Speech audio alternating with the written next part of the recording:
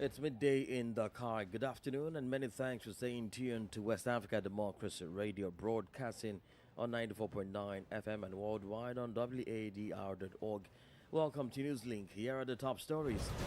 Senegal's Court of Appeal confirms Diomaye Faye's presidential victory with over 50% of the total votes cast. Mali's political parties push for presidential elections to restore constitutional order mid-transition period. Guineans urge to brace up for demonstrations of a delayed transition by junta. There is no guarantee that the elections will be held in 2024. We don't agree because the government didn't want to. And Nigerian defense declares 8 wanted over murder of soldiers. So what has happened in Delta must never repeat itself. And it is for that reason that we have put out this banner of 8 persons, including a woman, as wanted persons. We will do whatever it takes to get these people. Let's stay tuned for details of these stories and more. Here is Imo Edit with Newslink. Many thanks for joining us and a warm welcome to our listeners in the Gambia, Ghana and Liberia. Well, let's begin this afternoon in Senegal, where the Dakar Court of Appeal has officially confirmed the victory of Diomaye Faye in the presidential election. The court on Wednesday verified that the results were derived from the complete tally of votes across all polling stations, standing at 100%. These results are anticipated to undergo further validation by the Constitutional Council in the forthcoming days. As Augustine Colley reports, opponent Diomaye Faye emerged victorious in the initial round of voting, securing over 50% of the total votes cast. Diomaye Faye emerged as the anticipated victor on the evening of the polling day, a trend solidified by the Dakar Court of Appeal's subsequent confirmation. Faye, the opposition candidate, secured a historic win as the 5th president of the Republic of Senegal in the initial round, garnering slightly over 54% of the total votes. This marked the first instance of the opposition winning a presidential election in Senegal on the first ballot. In second place stood Amadou Ba, the candidate of the ruling coalition, securing just over 35% of the votes. Aliyu Mamadou Jai, representing the Party for Unity and Gathering, claimed the third position with a mere 2.8% of the votes. Former Dakar Mayor Khalifa Sarr attained the fourth position with 1.56% of the votes, while former Prime Minister Idrissa Seck trailed behind in fifth place with only 0.9%. The voter turnout for this presidential election was recorded at 61.3%, a notable figure, howbeit lower than the 2019 turnout of 65%. Following his landslide victory at the age of 44, Bassirou is poised to take office in the presidential palace for the next 5 years. As a tax inspector and a youthful opposition figure, Faye has no prior experience in contesting a nationally elected position. Augustine Colley filed that report. Meanwhile, the United States on Wednesday sent its congratulations to Senegalese President-elect Diomaye Faye after the publication on the same day of the provisional results of the presidential election by the National Vote Census Commission. U.S. Secretary of State Antony Blinken wrote on the social media account that the election was transparent and inclusive. Similarly, Canadian Prime Minister Justin Trudeau also congratulated Faye, who was declared winner of the presidential election. Both countries expressed readiness to work with the new Senegalese authorities. Let's cross over now to Mali, where the organization of presidential elections has become a focal point for the country's political class. Many political parties, particularly those opposing the transitional government, are advocating for a restoration of constitutional order. They are urging the authorities to establish the essential conditions required for conducting elections that will signal the conclusion of the transition period. David Vincent completes the story. With the transition officially concluding on Tuesday, various political parties, including the Rally for Mali (RPM), former ruling party, are seeking clarity on the schedule for the upcoming presidential election. Sekou Nyame Bathily, the spokesperson for the RPM, expressed this sentiment, emphasizing the need for a defined electoral timeline. Meanwhile, Parena, represented by Sidi Toure, is advocating for the establishment of a consultation framework to outline the electoral schedule. Political analyst Sumail Allah supports the party's call for the timely organization of the presidential election, affirming their right to make such demands. While no specific date has been announced by the authorities for this presidential election, Prime Minister Shogel Maiga recently affirmed the government's commitment to creating conducive conditions for its successful conduct.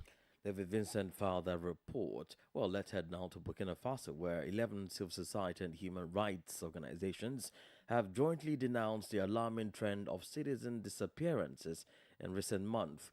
They allege that the authorities are engaged in extrajudicial abductions targeting individuals who express dissent against the government. These organizations have documented over 20 instances of individuals vanishing, with some reportedly being deployed to conflict zones as part of counter-terrorism efforts. Tankle Janko completes the story. The movement for human and people's rights, along with the Nobar Zongo National Press Center, the Balai Citoyen, and 8 other civil society and human rights organizations have jointly observed a troubling trend since the military assumed leadership in the country. They highlight a concerning pattern of dividing Burkinabe citizens into 2 categories, the so-called patriots and the stateless. This division, they argue, has led to threats from manipulated fringe groups, arbitrary arrest and detentions, and the coercion of individuals expressing critical views on the current government. These organizations report the alarming disappearance or abduction of over 20 individuals, including prominent figures such as lawyer Guy Harekam, politician Ablese Ouedraogo, and former sports minister Wahabu Drabo, as well as students, businessmen, journalists, and clerics. In addition, they raise concerns about the disregard for judicial process by the current authorities, evidenced by their refusal to comply with court decisions such as suspending requisitions or releasing certain detainees. There is a palpable fear among these groups that past emergency regimes, repressive practices might resurface. Pulling their voices, the 11 human rights associations and organizations are sounding the alarm, urging the authorities led by the transitional president to acknowledge and address their responsibilities in these matters. Tankle Janko reporting there. More stories coming up on West Africa Democracy Radio. Newslink continues. A political coalition in Guinea known as FNDC has rejected the military authorities' announcement that the transition would not end in 2024 as agreed with ECOWAS, and that only a referendum to adopt the new constitution will be held before December 2024. FNDC, while rejecting this plan, is calling on Guineans to get ready for demonstrations after Ramadan to ensure that the electoral timetable agreed with the regional bloc is respected. In a statement made public on Wednesday, the FNDC protested against this move by the government, which it described as a violation of the Memorandum of Understanding signed with ECOWAS. Fode Bada is a representative of FNDC. There is no guarantee that the elections will be held in 2024. We don't agree because the government didn't want to. Let's say 3 years after the coup of September 5, and we are still being told that it's not possible to organize elections and that we still need to wait till 2025. I think that it's a desire to show us that they don't have the will. On Wednesday, the head of government met with an ECOWAS delegation led by its representative in Guinea. During the meeting, the head of mission informed the Prime Minister that the West African organization is keen to ensure that the timetable signed in 2022 is respected.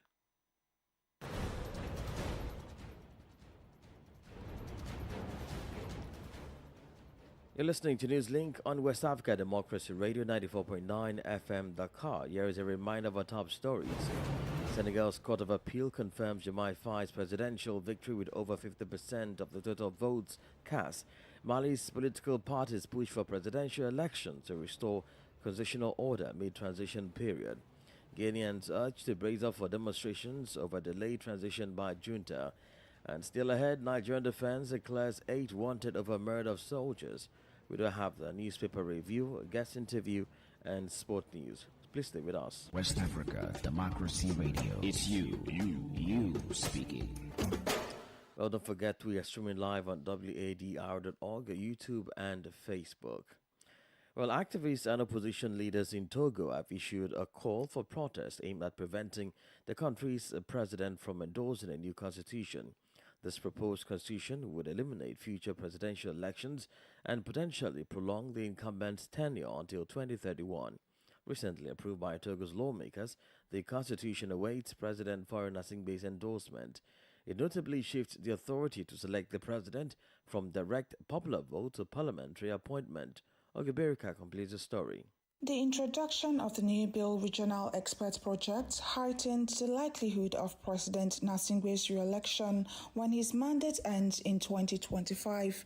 Legal experts point out that the constitution imposes limitations on the powers of future presidents by implementing a one-term limit and granting increased authority to a figure akin to a prime minister. However, the opposition voices concern that this role, officially titled the President of the Council of Ministers, could potentially serve as another means for Gnassingbé to prolong his hold on power. Moreover, the new constitution extends presidential terms from 5 to 6 years, with Gnassingbé's almost 2-decade-long tenure inherited from his father not factored into the term limit. Opposition parties and religious leaders argue that the legislation is a maneuver by Gnassingbé to extend his rule, prompting pledges to thwart its enactment through calls for public protests.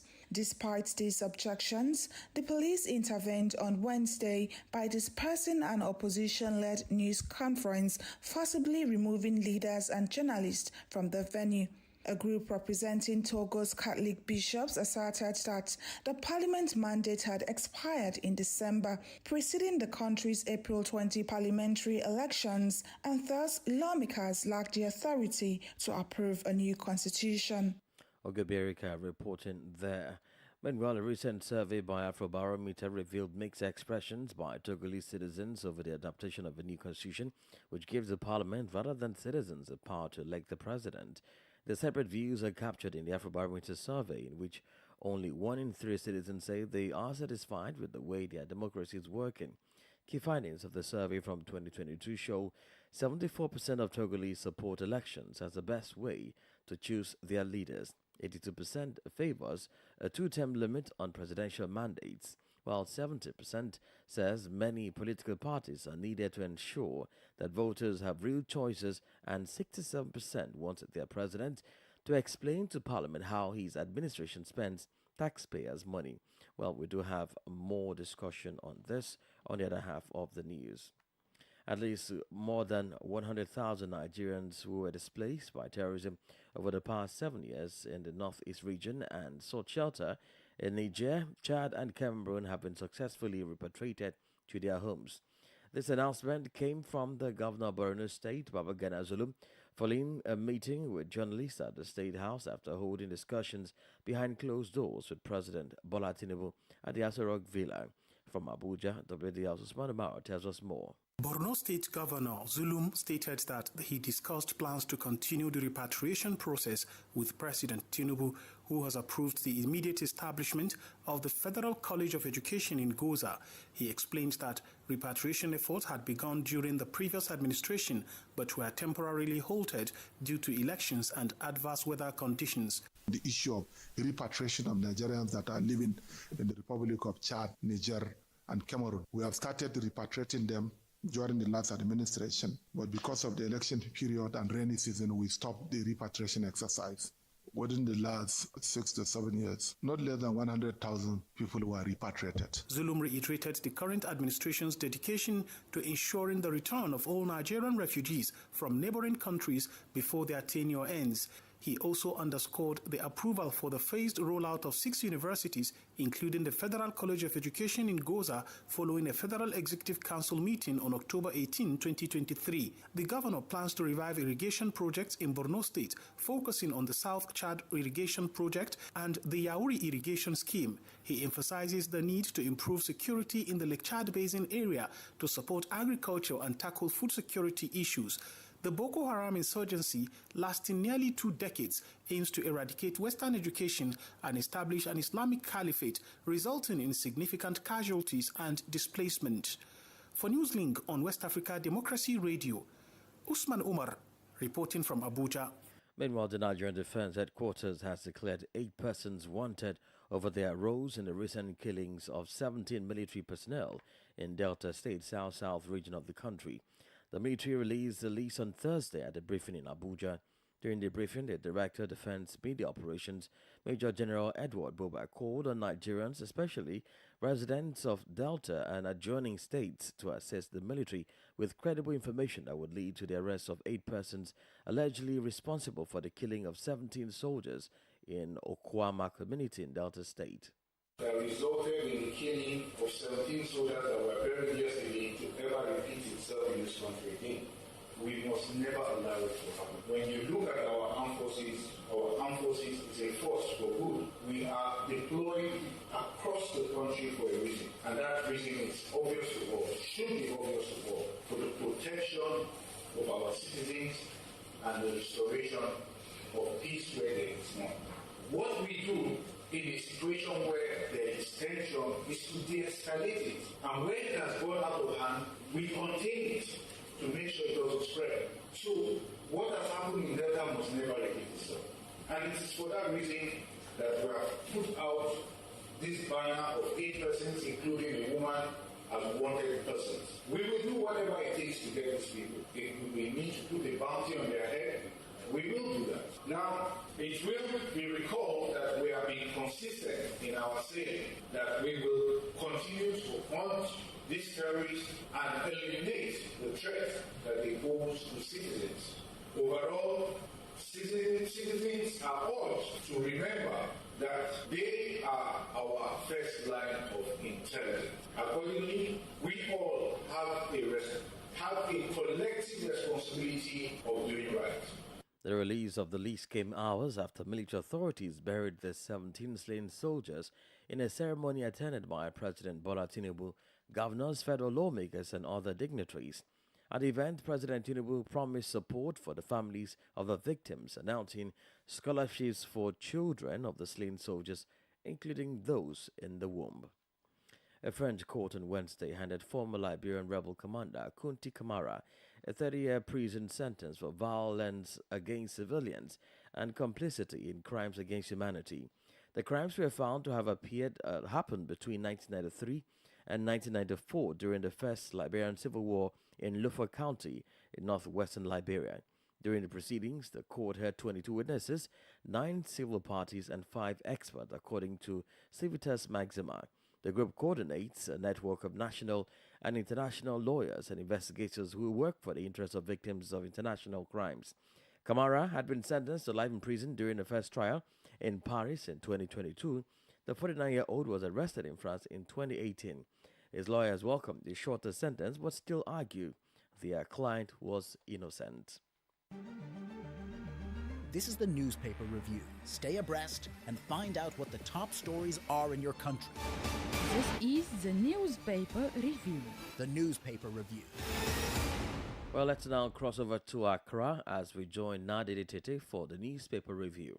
Greetings from Accra. Let's find out what the dailies are reporting today. I will start off from the Daily Graphic newspaper. The front page is mixed sacrifices to impact lives. That's according to the clergy. Clergy is saying that to Ghanaians. Also on the front page, we have Supreme Court throws out injunction against approval of ministers. Other stories here. Amnesty International launches campaign to protect protesters. That's it for the Daily Graphic newspaper. Let's now go to the Daily Guide newspaper front page. Approved ministers SC to Parliament.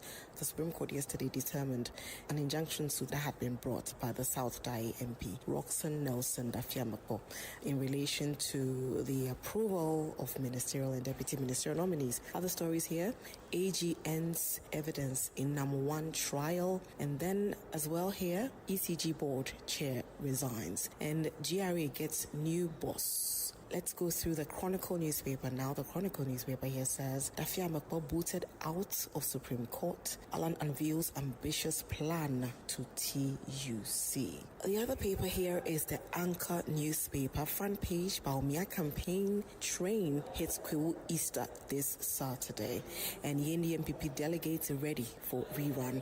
And finally, NDC renews fight with judiciary. Well, in relation to that story, the opposition NDC issued a statement complaining about the settling of political cases, and they cited the Roxanne Nelson Dafiamakpo case that the Supreme Court scheduled earlier compared to another suit that was filed by another party, Richard de la Sky. So their concern is that even though Richard de la Sky's case and one Amanda Kofi cases are in a way linked to the current impasse between the executive and the legislature, the Supreme Court has scheduled the Roxanne Nelson Dafiamakpo case earlier compared to that of Richard de la Sky and Dr. Amanda Kofi, when in fact they filed their suits 2 weeks earlier than Roxanne Nelson Dafiamakpo. We can go to the Daily Dispatch newspaper. Front page: an open letter to NPP's presidential candidate. Baumia, announce your running mate early to calm tension in Ashanti. That's according to Poster Ben Efson. And digitalization will help you in continuing your excellent work. Baumia to GRA staff. Let's now look at the New Crusading Guide newspaper. To the New Crusading Guide, a similar story we brought to you earlier. Front page: digitalization will address taxation challenges. AGI vindicates Baumia, and Baumia will ensure NPP retains power. And that'll be it for the New Crusading Guide newspaper. Front page: Baumia's running mate, Cathedral Osofo unmasked, lobbying for female for cash reward, and noise pollution at Labone, 355 lounge heightens nuisance, and Latma EPA share responsibility. Other stories here on the front page of the Inquisitor newspaper: food suppliers to schools to picket over unpaid arrears, and NDC raises alarm over scheduling of political cases. The final paper I have here is the National Enquirer. Front page: 8 years of Akufo-Addo Baumia government embarrassing. Regional Minister 44 NPP MPs cannot pinpoint one monumental project in Ashanti region. Also, EC's BVDs not missing. Someone is keeping them. That's according to Asiedun Ketia, the chairman, national chairman of the NDC, opposition NDC. And then judicial bias. NDC accuses Chief Justice. That'll be it for the newspapers today in Ghana's regional capital, Accra. With me, Nadi Teti. It's back to you now. Many thanks, Nadi, for the newspaper review. Politics, analysis on major news, social matters, and all. This is A Guest. Well, in this segment of the Guest in TV, we take you back to Togo, where citizens express strong support for elections and offer mixed reviews of their parliamentary representatives, according to the most recent Afrobarometer survey. The country's legislators on Monday adopted a new constitution, changing from a presidential to a parliamentary system, giving parliament rather than citizens the power to elect the president. Survey findings from 2022 show that most Togolese support democratic norms and practices, including elections as the best way to choose their leaders, presidential term limits, multi-party competition, and presidential accountability to parliament. Recall the Togolese parliament adopted this new constitution, changing from a presidential to a parliamentary system, giving parliament rather than citizens the power to elect the president. Well, I guess is Lionel Ose Esima, the assistant surveys manager at Afrobarometer. First of all, I would like to say that Togolese is a strong support for democracy over other forms of government, and that is the support from democratic norms and practices, including elections as the best way to choose leaders, and presidential term limit, multi-party competition, and presidential accountability to parliament. When you talk about democracy and other forms of election, what was the perception in terms of the area of parliament? Yeah, when it comes to the perceptions of Togolese citizens about parliament, the views are quite mixed. So why a slim majority, that is 55%, approve of their MPs' performance and think that elections ensure that MPs reflect their views? Fewer than half, that is 47%, say they trust. Fewer than half say they trust parliament, and very few, that is 15%, think that MPs listen to what their constituents have to say in Togo. Why is the last one really small, 15%? Because it is believed that MPs relate more with the population. Why is this perception this low? Now, we need to go back to, I think the response lies in the recent history. You remember that in 2018, the majority of opposition parties boycotted the parliamentary election. That is why we have this kind of ocean of unanimism at the Togolese parliament, where the party in power has the overwhelming majority. Maybe that explains the reason why citizens do not believe in a parliament which always comes with one single view. If we take into account the recent happenings and like what you mentioned, the boycotting of some political parties for the last parliamentary election, are we still going to see these figures impressive in the first ratings in terms of approving of the MP's performance? It's difficult to say unless we organize a new survey which is about happening this year or early next year. But what we can say about it is that Togolese are strongly in love with democratic norms. So any attempt of deviating from that line from the politicians would usually be disliked by the public. What we can say is that in the near future, we don't see the public supporting any attempt of diminishing parliament of democratic norms in the country. That was Lionel Osei-Sima, the Assistant Surveys Manager, Afrobarometer. And here is what news with Sankuli Janko. Hello out there, a warm welcome and thank you for joining us. The regional manager for the FIFA Development Office for Western Central Africa, Alhaji Wad Job, and Africa Regional Coordinator of Member Association Division of FIFA, Samirala Sousa, have paid a working visit to the Ghana Football Association. The team, which arrived in Ghana since Tuesday, will be in the country for 3 days and is expected to hold meetings with Ghana Football Association GFA on various football development issues. The team is also expected to review Ghana's work, including projects under the FIFA Forward program. Meanwhile, Black Stars coach Otto Addo has reportedly expressed his concerns over Ghana's performance as they failed to win none of their international friendly matches this month. Ghana first lost 2-1 to Nigeria before drawing 2-2 with Uganda, failing to register a single win. The football we played was not good enough, Addo was quoted as saying, adding, "We should have created more chances, especially in the final third. Finishing must be better, but I have to say this is what I expected. The last game before I came, generally, we were not good." Ghana will hope to improve on these performances when they take on Central African Republic, CAR, and Mali in the 2026 World Cup qualifiers in June. And that's it for sports. It's back to you. And we've come to the end of this edition of Newslink from West Africa Democracy Radio, broadcasting from Dakar, Senegal. Thank you for listening, and many thanks to Christian Okudi for the technical assistance. Well, let's keep the conversation going on all of our social media platforms: X, formerly Twitter, Instagram, @WADR News. I am Imo Edet. Good afternoon. And